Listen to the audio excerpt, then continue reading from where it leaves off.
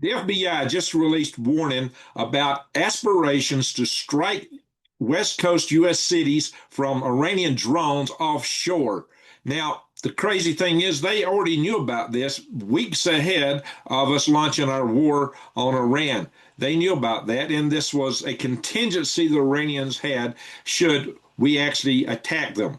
Now, we don't know what ships they plan to go from or anything of that nature. So this is still open ended. But here's what I'm going to tell you: this could be worse than they're even talking about, because there's things that could be done from ships offshore and drones that would blow your imagination. And I'm going to show you this. I'm going to tie it to other reports similar to this I've made in the past. So we're going to go straight to some of these articles and show you what this is all about. So this is really disconcerting, in my humble opinion, that there would be these impending drone strikes that we knew about them ahead of time, and we still don't have a lot of intel other than the reports they had. This is from the FBI. We recently acquired information that as of early February 2026, weeks before we hit, Iran allegedly aspired to conduct a series of surprise attacks using unmanned aerial vehicles from an unidentified vessel off the coast of the United States homeland, specifically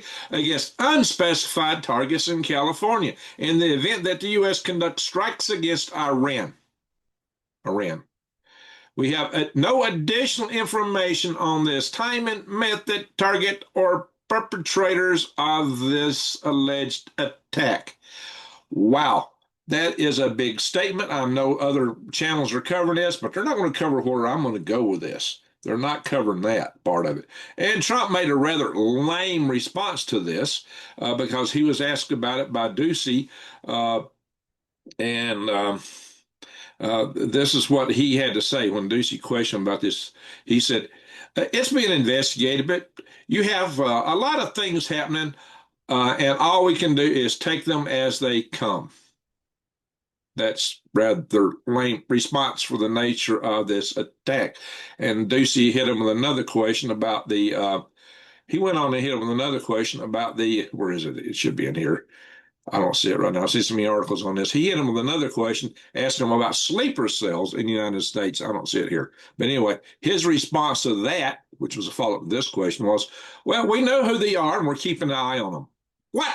You know who they are? How come you reported so many people in this country and that wasn't the first people you reported? You know who they are? You know who the sleeper cell agents are? Why are they still in this country? You see, some of the stuff, but that ain't the bad part. That ain't the bad part. Oh, these sleeper cell agents could do vast damage in this country. Most people do not understand or appreciate just how bad it could be. Well, I'm going to show you. I've shown you all this in the past, but apparently a lot of people have forgotten about it. But that isn't the worst. Oh, no, just hang on. I'm going to reveal some things to you that nobody is talking about, but you get it right here on Green Griggs.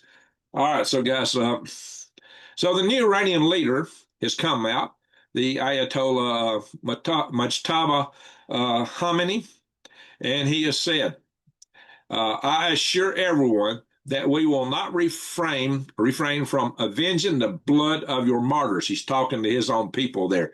The revenge we're considering is not only related to martyrdom of the great leader of the revolution, rather, every member of the nation who is martyred by the enemy is an independent subject for the revenge case. That's huge. They're saying we're not just going to martyr one man, we're going to martyr many, or consider, take a revenge, count them all as martyrs, and proposes to take revenge for all of them.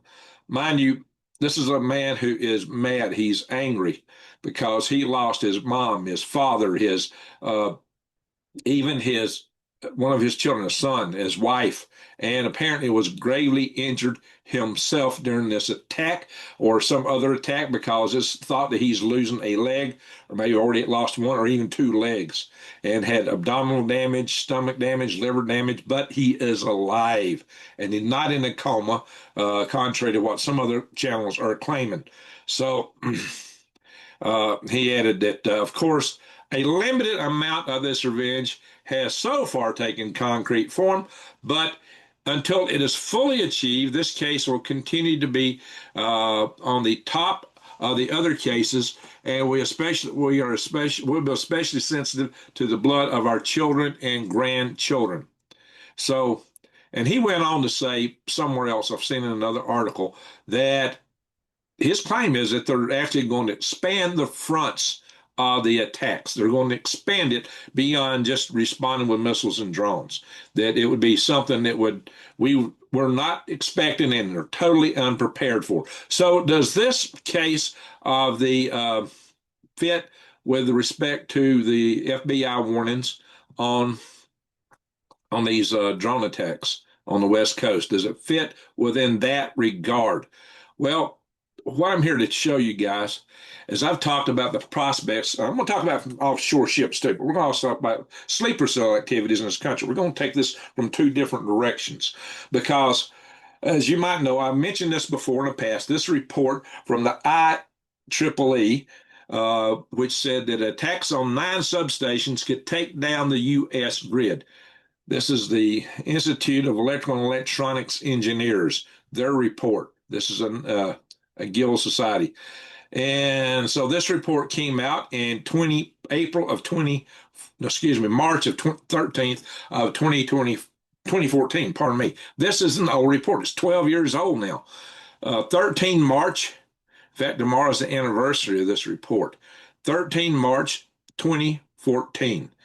Today is the anniversary of Fukushima, if you didn't know.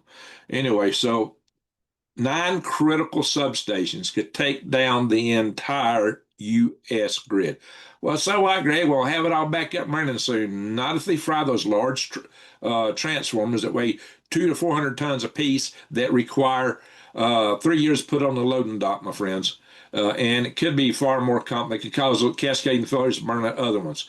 My friends, it could be really bad because I have reported on this too, and y'all don't know where I'm coming from. Apparently, this doesn't resonate in the halls of Congress or most people's minds, but here we are. Quote, the result, this was taking down the power grid, the entire nation power grid. The result could be to shut down the U.S. electric power grid for an indefinite period, leading to the death within a year of up to 90% of all Americans, as the EMP Commission testified over 8 years ago. Now, mind you, I'm going to show you that report too. This particular report here is a testimony to Congress in the year of 2017. And this was on the potential of an EMP attack from North Korea. Mind you, an EMP attack does not require a reentry vehicle or precision aiming. It just requires you get a satellite or a nuke over the United States if you want to attack with an EMP. And you can see Dr. William Graham, chairman of the EMP Commission. You can see Dr. Peter Vincent Pry, who I've interviewed on his channel many times before his untimely demise. So this is on the threat of a North Korean attack. But mind you, what he's citing, the report he's citing, comes from this one that was published and briefed to Congress in April of 2008. And interesting number of these are all the commission members are very high level individuals. Dr. William Graham had served as administrator for NASA, but he was considered top Soviet weapons expert. And look here, we got Lowell Wood on here. Lowell Wood was basically one of the right-hand guys for Teller, the father of the the hydrogen bomb. But he also is the most prolific inventor in the United States history, passing what's his name, light bulb man, as early back as 2015. He's the single most prolific inventor. I sat at a table with him at an IEEE conference, maybe it was AIAA conference on the satellite laser crosslinks several years ago. Brilliant man with a lot of credentials behind him, but he also was through Edward Teller involved with the Lawrence Livermore Laboratories. So, and he also come up with some space station designs of his own. I met him twice, come to think about it. So this is on another report on assessing the risk of EMP, and it goes into that same kind of scenarios I was talking about. So, guys, I don't make this stuff up. And furthermore, when I talked to Dr. Pry about that 9 out of 10, passing away within a year, that was attributed to societal collapse, lack of water, disease, and all those other things. But at the time they conducted this report, they thought most farmers could grow food for themselves, and most farmers only grow market food. And I've established that in research that I published earlier on this channel. So, and furthermore, they weren't taking into account at that time the effects of the spent rod fuels in the nuclear power plants spreading radiation across the country when they don't have the backup fuel anymore because all the supply chain breaks down. So, guys, it's actually worse, and a lot of people come to understand that it won't take a year for this to happen. People will be starving to death before the societal disease even takes out a lot of them. So it's not a pretty picture by any way you shape it. So now I'm going to show you something else, though. Let me show you a little something else that could be delivered from a ship offshore. Why? I know, because I used to launch balloons with rockets on them ships offshores. And this has got to do with the fact that the Ukraine has discovered they could launch drones from balloons and strike much farther inland than previously. What was the advantage of the balloons? The balloons would ascend to an altitude that Russian radar wouldn't detect them, and Russians had nothing to shoot them down with. The Russians can't shoot these balloons down. They've started striking way deep into Russia by tying drones to balloons and releasing them from balloons. And what's that mean? That means this could be, hey, I have launched balloons from ships with rockets attached to them myself on a number of occasions. This is something I know about. So this is something that, we froze up here. I'm going to have to stop the share. I hate it when it does that. Let's come back in. I don't know why it does that with me, but a lot of times when I'm trying to browse articles, they will freeze up on me, and I have to depart the share screen to make it get back in mode here. And let's see here. Let's go on to other parts of that because I reported on this in the past on my channel. This is a thumbnail from a video that I did, EMP balloon attack threat from the Chinese military. I wrote a report on this from the EMP Task Force on National and Homeland Security. And it was briefed to the Homeland Security. My report, my white paper, was briefed to the House of Representatives and the Senate Homeland Security committees. So, I've carried some weight on this report here. This is a report where I covered the risk from the Chinese of what their balloon attacks could be, how they could do a sneak attack, EMP attack of the United States from balloons. And if you look on the left of this thumbnail picture, that is a hypersonic glide vehicle that launched from a balloon from a ship at sea that I devised with my organization, Huntsville, Alabama, High Altitude Research Corporation, which I headed up, and we did this basically on a shoestring budget, basically a phase one SBR from NASA Ames, which is supposed to be a paper study. We were capable of doing a lot more than a paper study for paper study money. So we were out of the box. And the picture on the right is our cheap access to space Cat's Prize rocket, which is also launched from a balloon from a ship at sea. So I know something about launching balloons with rockets from ships at seas. And I did in that report how you could actually do a nuke and how it could be undetected. We couldn't even shoot it down, how we wouldn't see it and it would come to us before we knew it. Well, this is the kind of thing that can be done from a ship to release drones like the Ukrainians are doing, or worse. Now, could Iran get a nuke? Well, it's been reported that they actually have 4 from where Kazakhstan, well, when the Soviet Union fell, they got it from Kazakhstan. Now, we don't know what's the status of those today, but that was the report some way back from the Inside Intel. And then again, it could be that if they don't have any nukes, that they could acquire one maybe from North Korea and it wouldn't even ever cross the territory of Iran. They could integrate it on the ship and still do a mission like this. And I laid out the entire design of a system that would work in that video, one that would work and go undetected. So pay attention, guys. You might want to go back and check that. I'll put the links to that below. So, and here's more on this warfare technique that I don't want to show the whole article that the from high altitude balloons the Ukrainians are doing. And this is another article where they're just using balloons to distract their sensors. So balloons are very useful in warfare today. This is a rapid ascent balloon. It's a cylinder balloon meant to go up real fast, get altitude real quick. Ukraine routinely sends drones to attack targets. Well, now they're sending them on balloons. So yeah, they got deep inside Russia. That's close to Ukraine there. With the payload on. Here's a bomb they launched from just a bomb they dropped from a balloon. So there's a lot that can be done from balloons. And trust me, this is a way they could get, the risk is they could get something way inside the territory of the United States, even launch on the West Coast with a balloon. Just travel across. Just like that, the balloon that the Chinese sent across the spy balloon. That Chinese spy balloon was only floating about 50,000 feet, which put it within the range of missiles fireable from our jet aircraft, like the F-22. Now, however, at 100,000 feet, they're not in range. And we probably wouldn't even detect the balloon if they design it properly. You might see some star up in the sky, and you look at it, you just think it's a weather balloon. Anyway, for some reason, the United States has seen it fit to deploy our doomsday plane, the E-6 Mercury, to the California or the West Coast. Just to put it out there. So why would you send that there? Do they know something? Are they more concerned about these attacks than they're telling us? Just regular drone attacks from Shahed type drones, which could be what they were talking about, and it could be the full extent of what was being planned. But even if that's it, that would not merit the movement of this plane to the West Coast. Now, maybe they're out there doing routine drills, but this really kind of ups the ante for what it might mean or what might be involved. See, they're not going to tell you. If they know more in that regard, they're certainly not going to tell you about it again. See, doomsday plane spotted flying off the coast of California as a Iran tensions rocket. So, what's that?